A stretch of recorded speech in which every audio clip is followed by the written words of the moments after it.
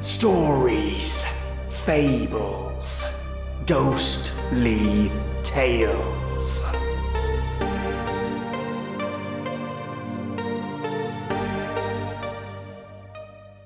A boy and his friend venture into the woods for some fun, for something different. What they stumble upon, however, comes from the void, a place of darkness. The boys decide to do something unwise and tempt fate, with dire consequences. A man takes a route he's travelled many times, and has come accustomed to his trips on predetermined paths. Yet this time, he takes a detour, one that will affect him profoundly. Welcome, listeners, to your 400th episode of Stories Fables Ghostly Tales. Holy moly, I should be saying crikey struth, how's that? And other colloquial phrases, right? Gotta love that Aussie slang. But a huge thank you for joining me this far. Seriously, thanks a lot. If you're joining me for the first time, take a trip down memory lane and visit my first episode. Goodness, I think I've come a long way. And with your support, let's make it another 400 episodes, folks. Admittedly, this episode has totally sneaked up on me, so I'm going to make it up to you listeners soon with something different. I've been planning it, but haven't collected all my notes around it. But I promise you, I'll bring something special to the table soon. And now for the stories. Your first story, The Portal in the Woods, is written by Nicholas Gray. And your second story, The Strigil Institute, is written by Caleb Wilson. Turn off the lights, turn up the sound, and get ready for something unique. The Portal in the Woods. Dad, you said you'd play catch with me, I yelled as my father walked past me to his office, where he spent most of his days when he wasn't at work. I'm sorry, bud. I've got to get these documents done for tomorrow's big meeting. We'll do it another day, okay? I frowned. That was the same excuse he always gave me, and the same follow-up he always had. We'll do it another day. Yeah, sure we will, I thought. The longer I stood in front of his door, the more upset I became. I eventually huffed and puffed enough to the point where I stormed out of the house. I left for my go-to place when I was upset, the treehouse. To a 12-year-old kid, a treehouse was the perfect place for a kid to just get away from his problems and be a kid. It was Reese's and my place to go when we were sad, mad, or just bored out of our minds. It was our little getaway when things went awry in our lives. We also went there just to hang out. It was our spot. We found the treehouse one day while looking through the woods for buried treasure. We didn't find any treasure, but we did stumble upon the treehouse. We climbed up the ladder and viewed the place from the inside. Reese called it a dump, but I saw the potential in it. I fixed her up, grabbing fold-up chairs, a rug, and a blanket to cover the only window in the wooden box, to create the coolest treehouse ever. We kept our comic books, Yu-Gi-Oh cards, and other miscellaneous knickknacks up there. Now that I got the treehouse out of the way, let me explain to you who Reese is. Reese is my best friend. He moved in next door when I was in 2nd grade. We went over their house and introduced ourselves. I went into Reese's room and saw that he had a Nintendo 64. We sat down and played Super Smash Bros. All day. And that first visit became a sleepover, which we spent staying up late playing video games till our eyes became sore, and then some. Reese was a good kid. Sure, he'd get into trouble occasionally, like one time he fed his sister's goldfish to the cat. But he was overall a good kid. He'd get into trouble for sneaking out, and he constantly was a wise ass to teachers. But again, he was a good kid. And most importantly, my only friend. That day, Reese was on the last day of his grounding. He was caught sneaking out at night. I was supposed to sneak out as well, but I got cold feet and stayed in bed. Reese went into the treehouse alone, and when he realized I wasn't there, returned home where his parents caught him trying to sneak back in. Reese would always tease me, clucking and calling me a chicken when I did stuff like this. I was sure that once he got loose from the confines of his room, he'd be all up in my ear about it. I entered the woods and was making my way to the treehouse. I was about 3/4 of the way there, swinging a stick I found a while back, pretending it was Excalibur, when I saw it. It was a black hole, the size of a bowling ball, levitating at eye level a few feet away from me. It looked like someone took a picture and hole punched it, leaving a black spot in its place. I approached it curiously. I tried to go around it to get a side view of the thing, but it disappeared. I walked behind where it would have been, and it reappeared. The hole was paper thin and couldn't be seen from its sides. I looked at it intensely, trying to see if I could see anything inside it. I looked down at Excalibur and lifted it upwards. I slowly inserted the stick into the black hole. Suddenly, like a vacuum, the hole absorbed the stick, forcing me to let go. I fell backwards on my rear end, kicking my legs out and skittering back in a feeble attempt to create distance between the black hole and me. I breathed heavily as I stared at the hole in astonishment. Then the stick spat back out and fell at my feet. I was frozen in place for a good minute. I didn't know what to do. Then I had an idea. I ran over to a tree and grabbed an acorn off the ground. I went up to the hole and chucked the acorn in. I waited a minute. Then the acorn came out, whizzing past my head. "Whoa!" I said. That's when I had another idea. I went home and grabbed the football from my bedroom, just in case my dad decided he wanted to play catch with me. I brought it back to the black hole, got into a throwing stance, stretched my arm backwards, winding up the shot and then threw. Of course, I missed the hole completely. I ran and grabbed the ball, got closer to the hole and threw it underhand. This time it went in. A minute passed, and then the ball popped right back out, and bounced a few times before it rolled up close to me. I smiled and prepared another throw. I got into the stance, stretched my arm backwards, and chucked it as hard as I could. This time the ball went in, no problem. A minute went by, and I just stood in front of the hole. The ball suddenly came out fast, spiraling and hitting me dead in the stomach. I fell to my knees in shock and pain. I wasn't expecting it to come out that hard. That's when I realized that it all depended on the strength of my throw. If I throw it weakly, the hole would toss it back with the same momentum. Throw it hard, and it comes back hard. I played catch with the black hole for a good hour, then made my way home. I couldn't wait to show Reese. The next day arrived. It was a Sunday, so after Reese got back from church, I was ready to show my friend the coolest thing ever. When my friend got back home, I quickly ran over to his house and asked his parents if he could hang out. They said of course, and we went to the treehouse. "Dude, I have something amazing to show you," I said, hyped for my friend to see my cool find. Yeah, sure you do," he responded. We walked about 3/4 of the way and started to approach where I'd seen the black hole.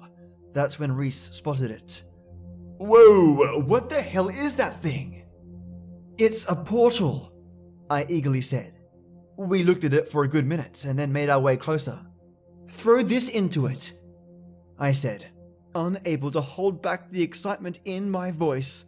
I handed him the football and he brought his arm back and threw it in on his first try. I was a little envious, but I had to remember that Reese played baseball, so his aim was going to be better than mine. "Now what?" he asked. "Just wait." A minute went by, even though it felt like an eternity, and the ball finally popped back out and landed on the ground in front of Reese. Reese didn't say anything for a moment, then knelt and picked up the football. He scrutinized it carefully, looking for any scuffs or nicks on the ball. "That was pretty amazing," he said in a monotone. I smiled, grabbed the ball back from him, and threw it into the hole once again. We played for a good 30 minutes, and Reese wanted to know how many things could go through the hole. He threw rocks, acorns, and even a worm into the hole. All came out just like they had before. Then we took turns tossing the football into it. "What's on the other side?" Reese finally asked. "I don't know, space stuff? What if there's like a whole nother dimension on the other side of it? Maybe there's an alternate version of us." I tossed the football into the portal again and waited for its re-emergence. "Yeah, I guess it's possible. Aren't you at all curious what's on the other side?" I thought for a moment. "Yeah, I guess I'm a little curious." Well, what?" I asked, confused. "Stick your head through the portal." "What? No way," I said, backing up, as if to say no with my body. "Come on, don't be a chicken like you were the other night." There it was, the chicken comment. I knew it was coming. "I don't care what you say, I'm not doing it," I said, not letting peer pressure get the best of me. Every time he pressured me into doing something, we always ended up in trouble. That's when he began to cluck, bending his arms into his torso to resemble chicken wings. "Chicken, chicken, chicken," he chanted. "Look, I'm not doing it. You don't know what could be on the other side. What if there's a monster or something?" "Come on, man. It's just a portal. Don't you want to know who's been tossing the ball back through it?" I didn't think about that aspect of it. I guess there could be someone on the other side, catching the ball and then tossing it back to us. But I still didn't budge in my decision. "Pussy!" he finally shouted, which hit hard. He'd never called me a pussy before. I didn't even know the word was in his vocabulary. I knew the word too, but I'd never dare say it. He began to walk toward the portal, and I shouted to him, "What are you doing, Reese?" "I'm going to look through the portal." I quickly followed him, trying to explain that it was a bad idea, but he wasn't having any of it. "Look, you can't be a chicken your whole life. You gotta take chances sometimes. Plus, I want to know who or what has been on the receiving end of our passes. Don't you?" "I guess, but I don't think it's safe to just poke your head into things you don't understand." "Pussy," he said, then bent forward to stick his head into the hole. He hesitated at first, maybe to take in what he was about to do, then plunged his head into the hole. A few long seconds passed by and nothing happened. He just stood there, arms limp at his sides, looking through the hole. I looked around nervously, like we were doing a bad deed, and I was on watch. Then everything happened at once. Reese fell backwards, hitting the ground hard. I stood right behind him and was hit by something warm and wet, as if someone sprayed me with a super soaker with hot water. I looked down at the ground. He was missing his head. His neck leaked copious amounts of blood all over the place. That's when I realized that I was covered in blood. I screamed a scream only a kid could make. Then something flew out of the portal, and I instinctively caught it as it slammed into my chest. I looked down at the thing in my hand and screamed again. It was Reese's head. His face was twisted in horror, like he'd just seen a ghost. His tongue lolled to the side, and his eyes were glazed over. A white, milky film covering his barely visible pupils. Memories started flooding into my head. Thoughts of the times Reese and I would play hooky from school. The time we'd sneak out and would tell scary stories to each other in the treehouse, trying to make the other piss his pants. All the fond memories I've ever had of Reese came together all at once, and were shattered with one new, horrifying mental scar. My hands began to tremble, and I dropped Reese's head to the dirt and ran away. I kept running till I made it home. I opened the door and slammed it behind me, then ran into the restroom to wipe Reese's blood from my face. I spent a half an hour scrubbing Reese's blood from my face and another, scrubbing the blood off my clothes. I was petrified. I walked out of the restroom and ran up the stairs to my bedroom. I got into bed, even though it was only 6 o'clock, and lay there mortified. My eyes were wide open, looking straight at the ceiling, staring into space.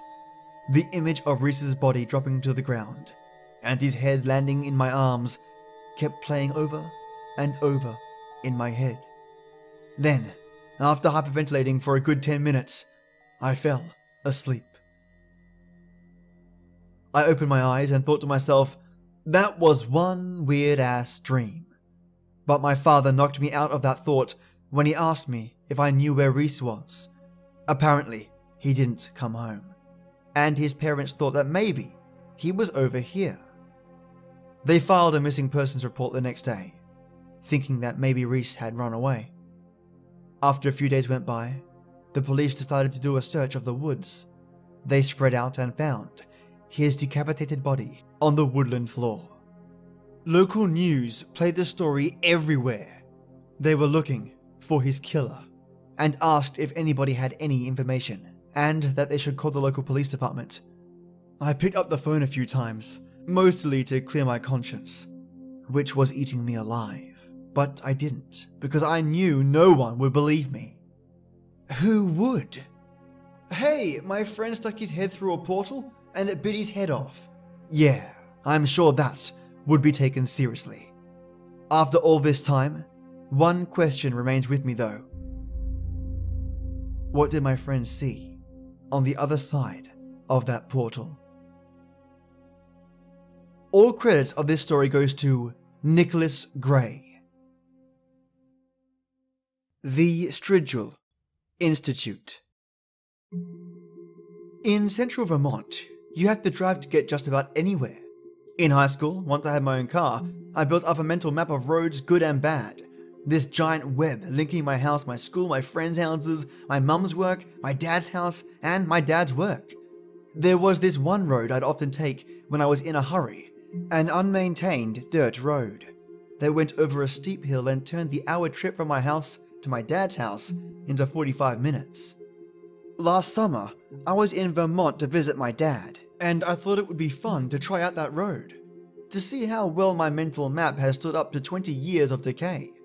Well, the road had gotten worse, and the rental car got hung up on some ruts just as I was coming to the top. There was no bars on my cell phone, so I got out to walk. It was nice out, but the summer warmth seemed far away over the trees. It had been a while since I drove past anything, so I decided to keep walking the way I'd been driving.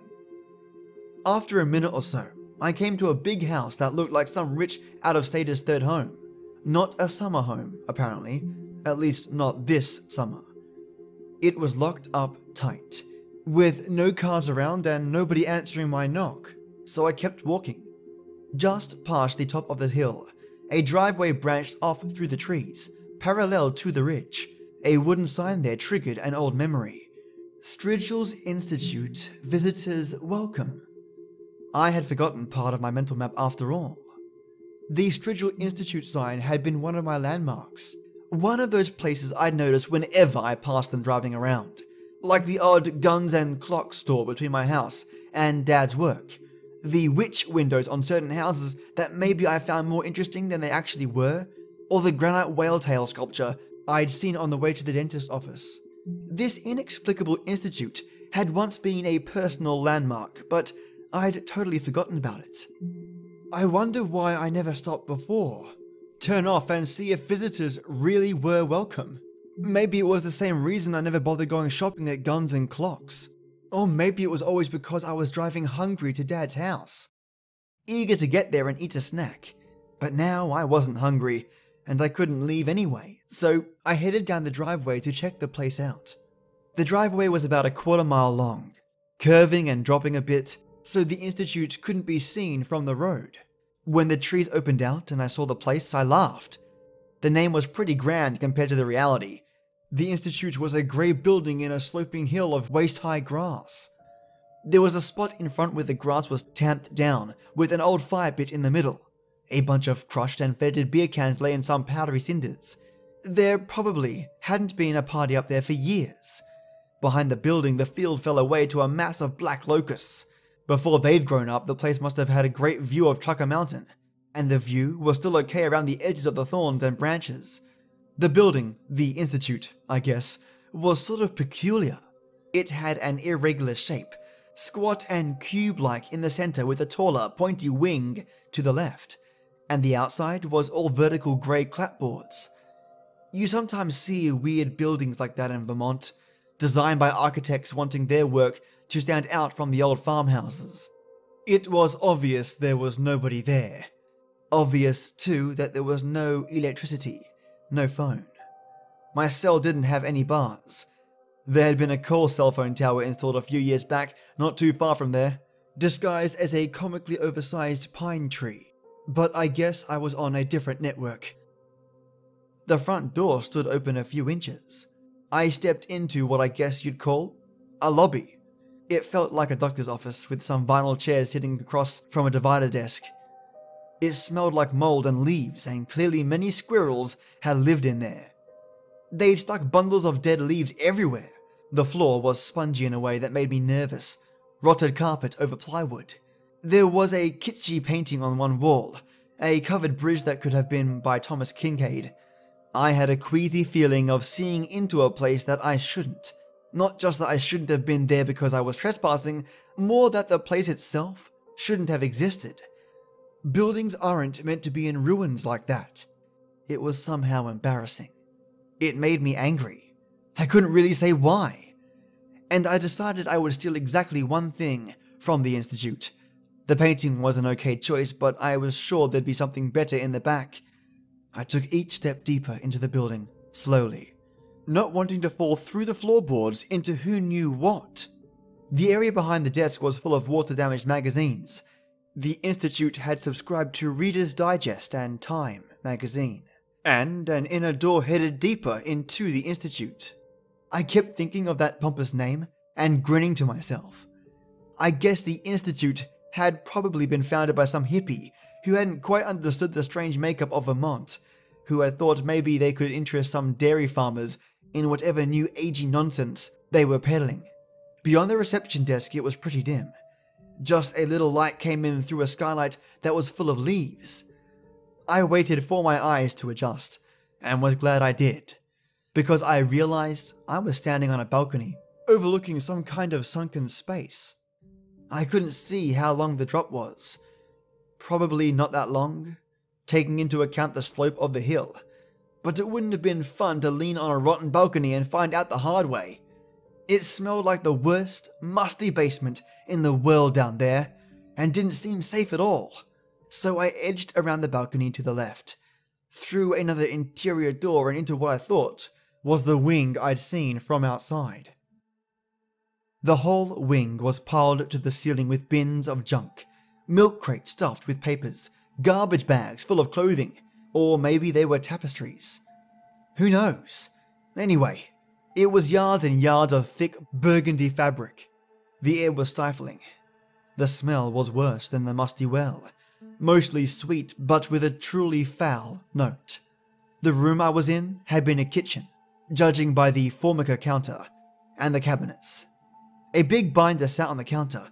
Handwritten on the front of it was, "The Strigil, an apology."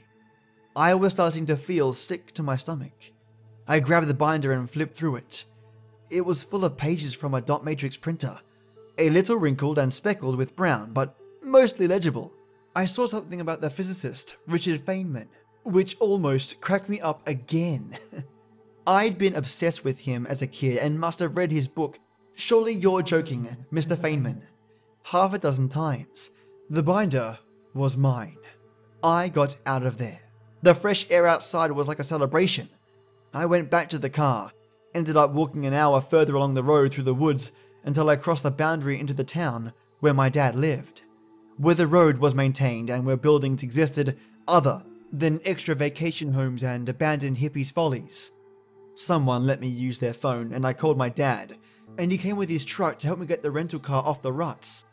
A few days passed. It was a normal visit. I didn't get a chance to look inside the binder until Dad was away on the last evening of my stay, busy with his new hobby, Scottish country dancing. I went out to the car and brought in the binder. The page, still smelling a little sweet, laid out the whole story of the Strigil Institute in pretty uncomfortable detail. The founder of the institute, whom I'll call W, went to UVM in the late 1980s. He studied physics and philosophy. He abandoned his doctoral program, though not his obsessions, and came south from Burlington to live on some land owned by his family.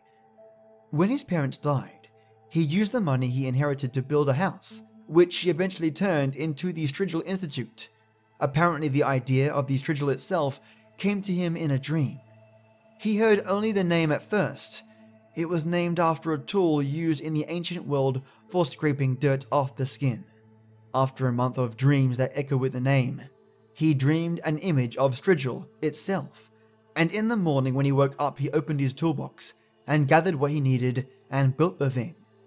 The birthplace of Joseph Smith, who founded the Mormon Church based on information from a vision, is only an hour or so away from the Institute. Maybe W saw something of Smith in himself. He tried to attract students to the Institute, to study the theory of the Strigil, and even caught a few, tempting them with a gorgeous view and a sunlit meditation room, and red robes to make them feel like initiates into something special. But nobody stayed for long. Until K. When K came to the Institute, he and W figured out how to make the Strigil work. It seemed there was a human element necessary to turn a thing from a dream into a working device. The Strigil was powered in some way by curiosity. W tried to explain what the Strigil could do, with the aid of a metaphor he borrowed from Richard Feynman. He went so far as to explain that Feynman must have dreamt of the Strigil too, but hadn't dared build it. Though that's beside the point, I think. Feynman's metaphor was the inside of a brick, the question being, does the inside of a brick exist? Because of course you can't observe it. Break a brick in half to see its interior, and all you'll see is two new surfaces. All you'll get is more outside, and you'll be no closer to any inside. W's Strigil was a device which solved this paradox. A metaphysical scraper which could slice away the exterior of an object and reveal its interior to the naked eye. Once they had the Strigil working, W and K disagreed about what they should do next. W wanted to bring more students in, while K was content to experiment further with just the two of them. In the end, K won by default. Their sign welcomed visitors, but nobody ever came.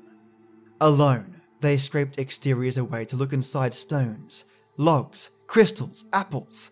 The Strigil ran hot with their curiosity, and K convinced W that if they kept using it to look inside such mundane objects, it might burn out before they observed anything of importance.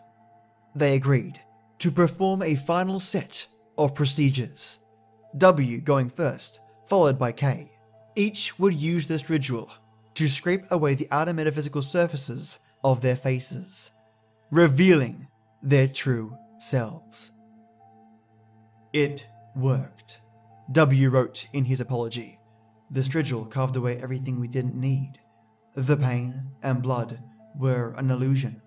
We wrapped our heads in bedsheets to stem the false blood. I ignored the false pain happily.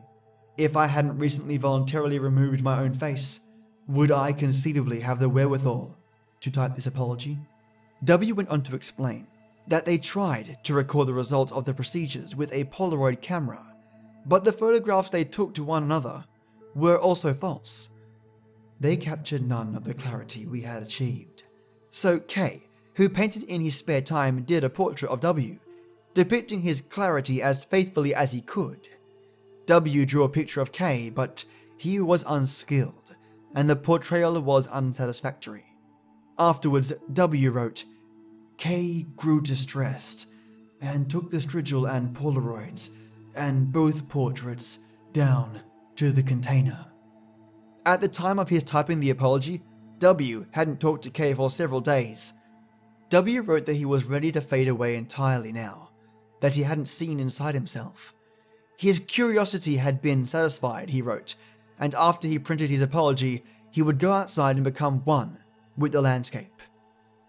An apology, he concluded, is an explanation, strictly speaking. This is not to say I am sorry.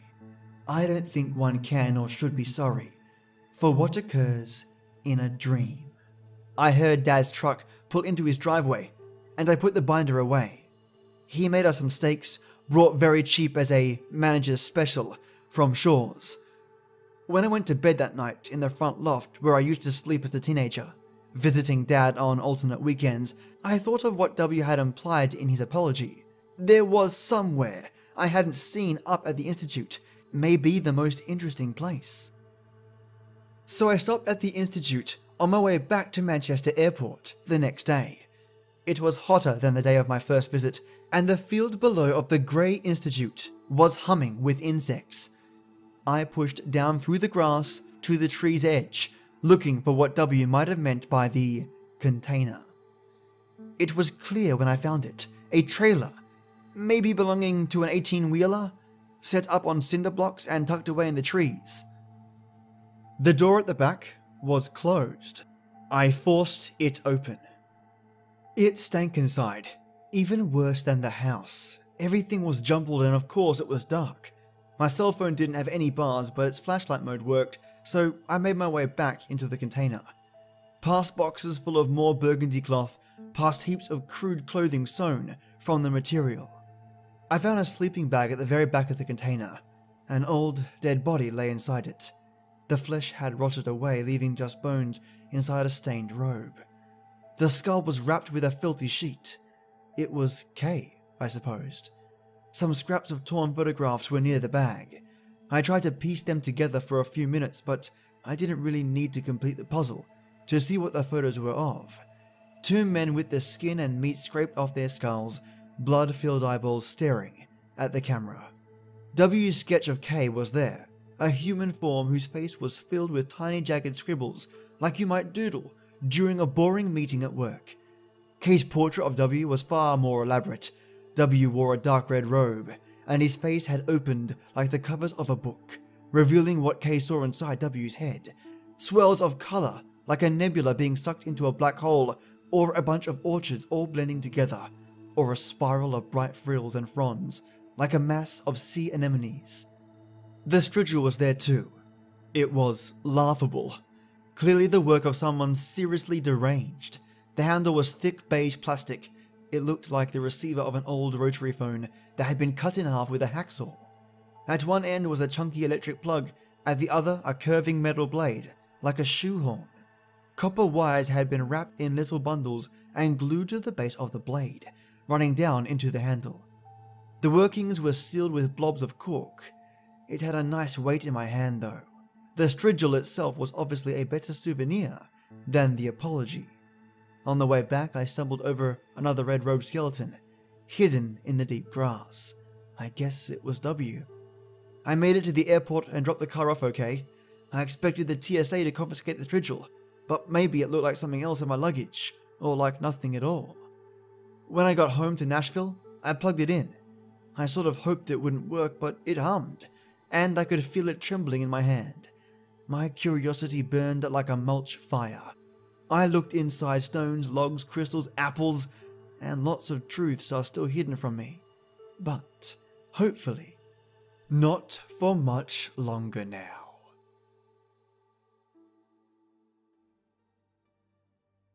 Two fantastic stories. Looks like the kid in the first story is going to need therapy for life.